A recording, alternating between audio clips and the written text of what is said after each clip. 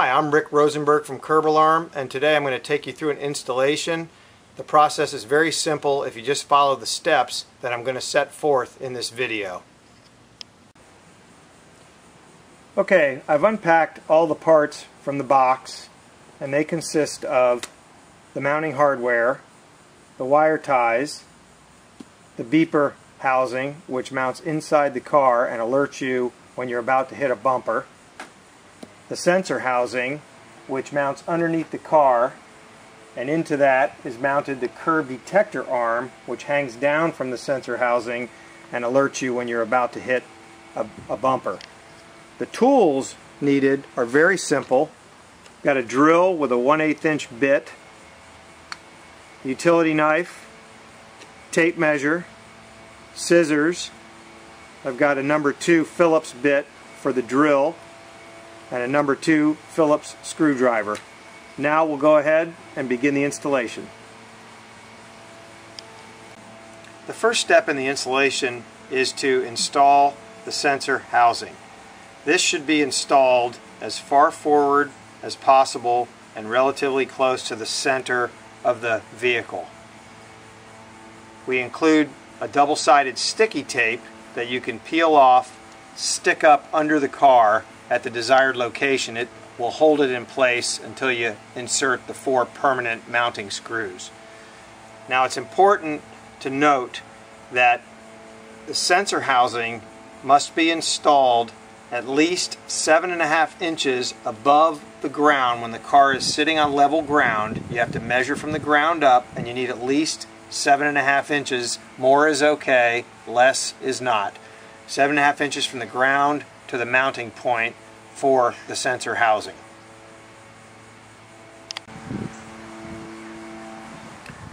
To install the sensor housing, it's easiest to raise the car off the ground, jacking it up. In this case, we've used a couple of 2x12 blocks that are screwed together. You can also use, a more store-bought jacks. You can also do it on level ground without raising the front end, but you will need a right angle drill because it's difficult to get a normal drill underneath the car and drill the holes to mount the sensing unit. Now I'm going to mount the sensor housing underneath the front bumper. We've located a central spot on the bumper pretty far forward. Should be noted that the wire would obviously point to the rear, and this is where the arm is going to mount. And I've removed the protective film from the top of the double-sided tape. So I'm just going to stick it up to my location, and the tape will temporarily hold it in place until I get the 4 permanent mounting screws in position. So let me go ahead and do that.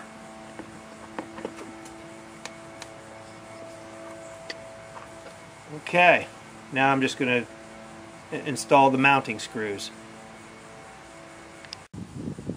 Now I'm going to pre-drill and insert the 4 mounting screws that will hold the sensing unit in place. So I've got my relatively small drill here. I'll go ahead and drill these 4 holes.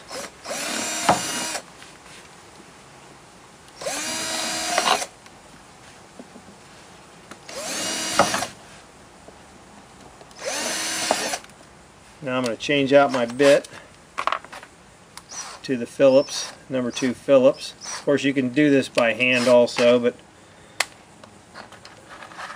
I'm going to go ahead and use the drill. There's one.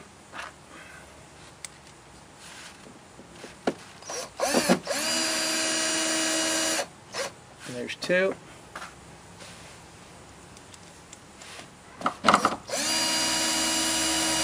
There's 3.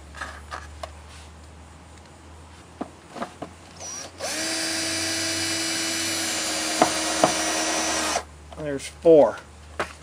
And that completes mounting the sensing unit underneath the bumper. Okay. Now I'm going to install the curb detector arm, which fits into the sensor housing unit. And the key here is I'm going to go ahead and slip it up into the sensor housing unit right now. Okay, and it's just hanging there. And you need 4 inches on level ground. Again, it's important that you do it on level ground. You need 4 inches from the ground to the bottom of the curb detector arm. You'll note that the curb detector arm has a heavy screw on the bottom of it, and you'll trim the top end that goes up actually into the sensor housing. So in this case, I need to trim off approximately 1.25 inches. So I'm going to go ahead, I've already measured this, I'm going to go ahead and trim that 1.25 inches off. Then I'm going to insert the arm into the sensor housing, and then there's a set screw that fits right in the front of the pivot up at the top. Okay.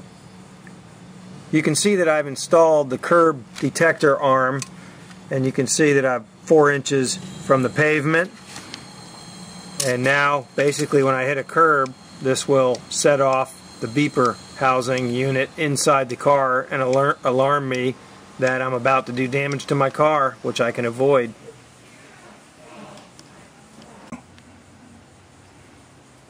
Now it's time to thread the wire from the sensor housing unit into the cab of the car. The first step is to either locate a hole somewhere reasonably close, a few inches behind the sensor housing unit, or you can drill a 1/4 inch hole, which I've done here. And now I'll feed the wire up through this hole.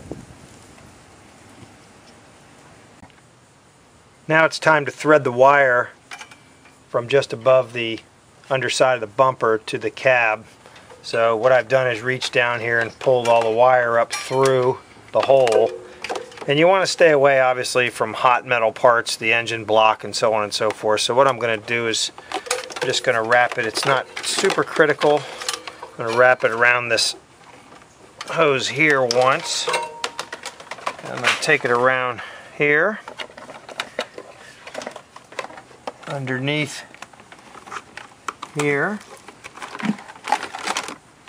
And now I've got, most cars have various spots in the firewall where you can poke through, and I've used a special, we use basically a coat hanger, cut a piece of coat hanger and tape it to the wire and use that to poke through and pull through into the cab of the car. So I'll show you that now.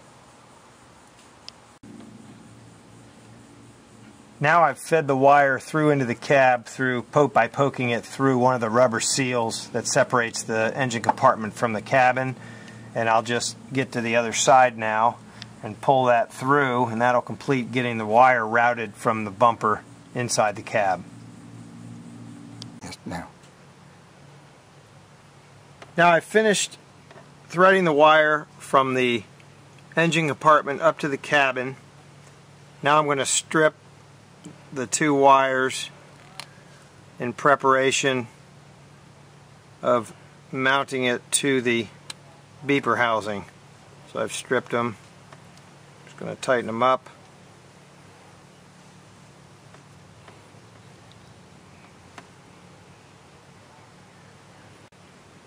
Now I'm going to connect the wire to the beeper housing unit. Doesn't matter which wire goes to which connector. Now I'm simply going to remove the backing from the 2-sided foam tape, and I found a spot up underneath the steering wheel on the side of the center column. And I'm just going to stick this on here with a nice firm push, and then I'll simply feed this wire back up underneath the spare wire, back up underneath the console, and the installation will be complete. Now to test the wiring, I have a second person at the front of the car that's going to depress the curb detector arm. So here we go, and we'll hear the beep inside the cabin.